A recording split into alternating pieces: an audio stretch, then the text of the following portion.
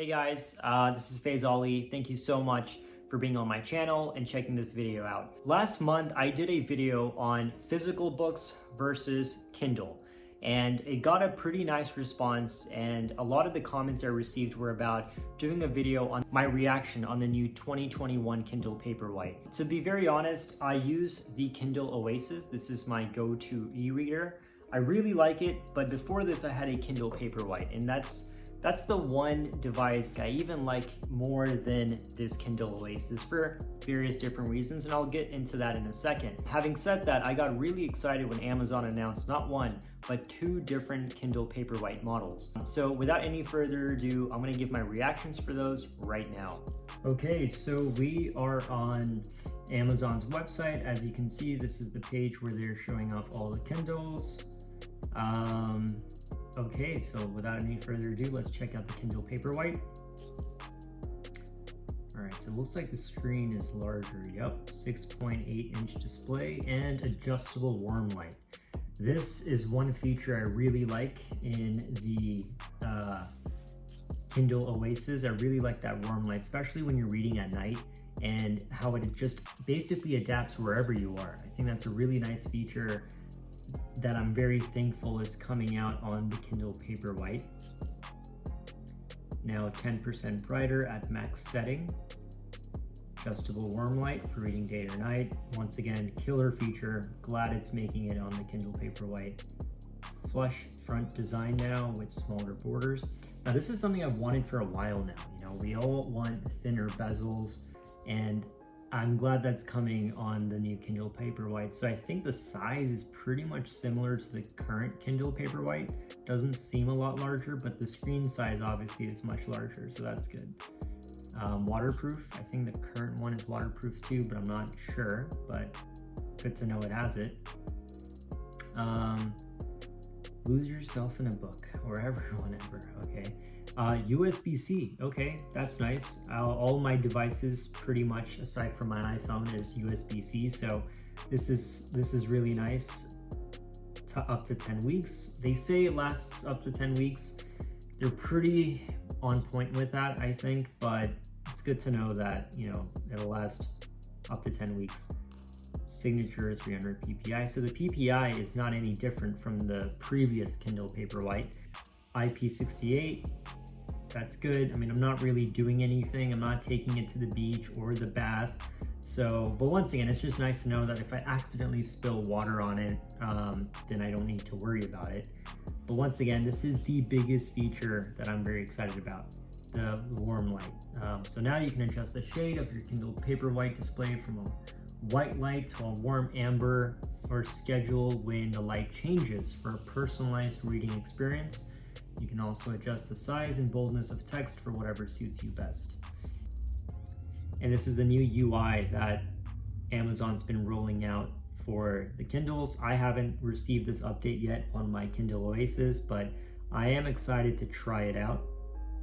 So, some new cases, some new materials and device packaging and all that stuff. But let's see the difference between the Kindle Paperwhite and the Kindle Paperwhite Signature Edition. So they have the same screen size. Signature Edition comes with more storage with 32 gigabytes versus the 8 gigabytes. Same pixels per inch, 17 LEDs, weeks of battery life. So everything's pretty much the same. What's different? Wireless charging. Okay. So I wonder how this really works. So let's take a look at the Kindle Signature Edition. All right, so it looks like this. It's pretty neat. It's pretty neat. Other than that, I think it's pretty much the same. So it looks like this, where you get a docking station, get up to 10 weeks of battery life with a single charge via USB-C or compatible Qi wireless charger. My only question is if I need this dock, or I can just plop this on any wireless charger like I do with my phone and it'll charge automatically. So I'll have to wait and see for that.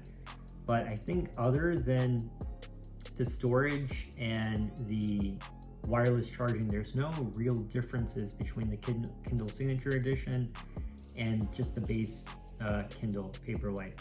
So one's 140 and what is 190. So I'll have to really wait and see if I'll probably get both just to review them, but I'll really have to see if there's a real difference in, one or the other. Because for me, 32 gigabytes, 8 gigabytes, none of that really matters. As long as I have 5 to 10 books, that's perfectly fine. Books don't take up a lot of storage to begin with. And also, if you want to add more books, just delete the ones you previously have or save them in the cloud. So for me, storage is not a big deal. Neither is the wireless charging. So I'm not sure if I'm going to get the Signature Paperwhite model versus a normal one. But once again, I just want to see the reviews for both. And like I said, I'll buy both to review it for you guys. So I'm quite excited for that. But anyways, let me talk about why I prefer the Paperwhite over the Kindle Oasis. So one of the reasons why I like the Kindle Paperwhite is when you're holding it. I like the symmetry, like I'm someone who's really big into design and stuff, and I just don't like how this one side is larger than the other side. It just looks a little disproportionate, and I know why they did that. They did that so when you're reading it, you can just hold on to this bulky part, and honestly it works. It's nice when you're reading and stuff, but for me it doesn't make that big of a difference. These are thin and light devices, and to me it's the design that really matters. Sometimes it's a little jarring when I see this big black border on the side, because when I'm holding the Kindle Paperwhite, they still have enough of a border where if you hold it with the left or the right hand, you're not really covering up much of the display. Your thumb is probably just resting on that black border. So that's interesting, and that's one of the big things that I really like. I mean, it sounds dumb, I know, but it's just for that design aesthetic alone. I also don't like how there's this bump. I mean, it has a case, but I don't like this bump. I don't know, it just looks really odd. When I'm reading on it, it looks like a really odd device. And I'm just nitpicking here.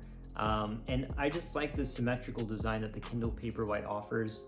And I feel like it's lighter, it's thinner, and but once again, the things I like about the Kindle Oasis is that warm light. That's really, really neat. And it's finally coming on the Kindle Paperwhite. And not just that, it's a larger display. So the Kindle Oasis, just to double check, the Kindle Oasis has a 7-inch display versus the display on Kindle Paperwhite. So the Kindle Paperwhite has a 6.8-inch display, and the Oasis has a 7-inch display. So basically it's almost the same size. So I'm getting the size of the display that I really like on the Kindle Oasis on the Paperwhite now, and I'm also getting that warm light functionality from the Oasis now on the Paperwhite. So both of these make it very nice. I mean, if you get the base Kindle Paperwhite model, which I think will be the model for most people, that starts at $139, whereas the Kindle Oasis starts at $249, and you're getting the same, pretty much the same screen size.